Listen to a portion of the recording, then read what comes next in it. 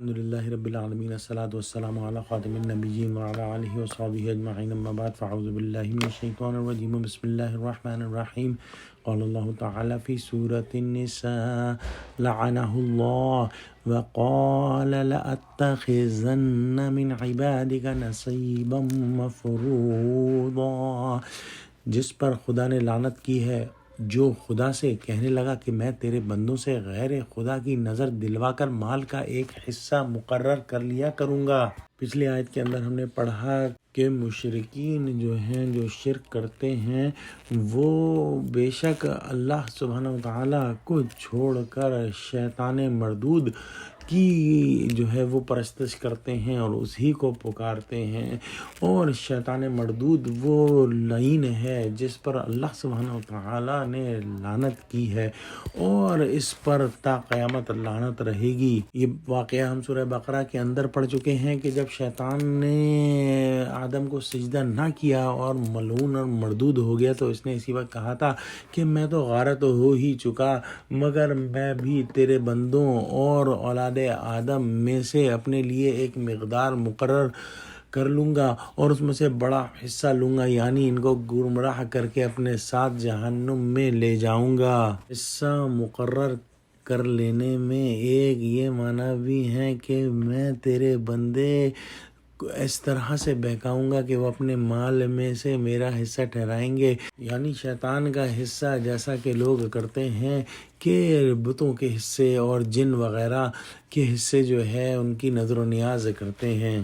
اگلی آیت کے اندر ارشاد فرمایا وَلَأُضِلَّنَّهُمْ وَلَأُمَنِّيَنَّهُمْ وَلَآمُرَنَّهُمْ فَلَيُبَتِّكُنَّ آذَانَ الْأَنْعَامِ وَلَآمُرَنَّهُمْ فَلَيُغَيِّرُنَّ خَلْقَ اللَّهِ وَمَنْ يَتَّخِذِ الشَّيْطَانَ وَلِيًّا مِّن دُونِ اللَّهِ فَقَدْ خَسِرَ خُسْرَانًا مُبِينًا.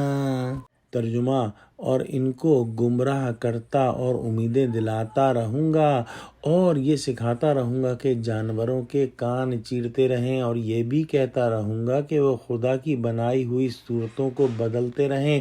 اور جس شخص نے خدا کو چھوڑ کر شیطان کو دوست بنایا وہ صریح نقصان میں پڑ گیا.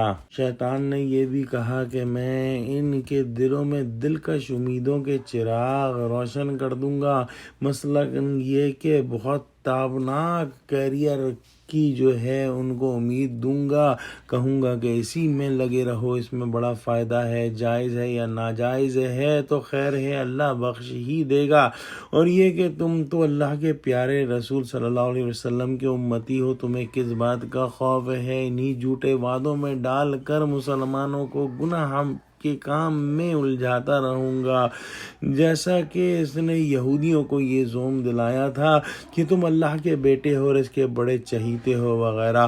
تو میں ان کو اس طرح کی لمبی لمبی امیدیں اور لمبے لمبے منصوبوں میں الجھا دوں گا، اسی کو طول عمل کہتے ہیں. اور ان کو جانوروں کے کان چیرنے کا بھی حکم دوں گا. اس کی تفصیل سورہ انعام میں آئے گی کہ فلاں بت یا فلاں دیوی کے نام پر کسی جانور کے کان چیر کر اس کو آزاد کر دیا جاتا تھا کہ اب اس کو کوئی نہیں چھیڑ سکتا، اس کا کوئی گوشت نہیں کھا سکتا، اس پر سواری نہیں ہو سکتی. یہ جو ہے وہ بہت مبارک ہو گیا ہے. اور پھر کہا کہ میں جو ہے ان کو حکم دوں گا کہ وہ اللہ کی تخلیق میں تبدیلی کریں گے، اور یہ تو آج جس طور پر ہو رہا ہے اس سے پہلے کبھی ایسا نہیں ہوا کہ مرد کو عورت بنایا جا رہا ہے اور عورت کو مرد بنایا جا رہا ہے، نہ صرف ظاہری طور پر بلکہ اندرونی طور پر سرجریز کے ذریعے یہ شیطانی کام کیا جا رہا ہے اور اس کو بہت خوشنما رنگ دیا جا رہا ہے. یہ سب کے سب شیطان کے کام ہیں. علماء نے اس آیت کے ضمن میں فرمایا ہے کہ مردوں کا داڑھی کاٹنا بھی خدا کی بنائی ہوئی صورتوں کو بدلنے کے ضمن میں ہے.